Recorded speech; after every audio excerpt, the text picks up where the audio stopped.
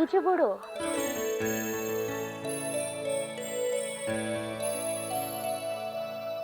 তুমি যদি আমার বয়সের কারণে আমাকে বুড়ো বলে ডেকে থাকো তাহলে ঠিক আছে। যদি নাম হিসেবে রাখতে চাও তাহলে বলবো যে এই নামটি শুধুমাত্র দুজন মানুষের জন্য বরাদ্দ। এক হচ্ছে আমার বাবা, আর আরেক হচ্ছে আমার মামা। আচ্ছা, আপনি এত অহংকারী কেন? আমি অহংকারী? তাতে কোনো সন্দেহ আছে? তোমার কেন মনে হলো আমি অহংকারী?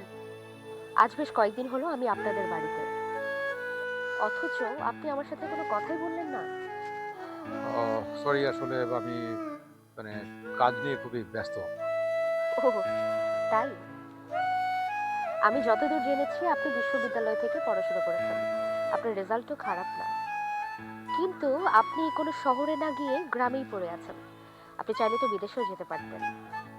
হ্যাঁ, সবই পারতাম হয়তো, কিন্তু আমি চাই না। কেন? দেখো, এই দেশের জন্য, এই মাটির জন্য আমার বাবা যুদ্ধ করেছে। এদেশের কাদা মাটিতে লাখো শহীদের রক্ত মিশে আছে। এই মাটি ছেড়ে জীবিত অবস্থায় আমি বেহেশতেও যেতে চাই না।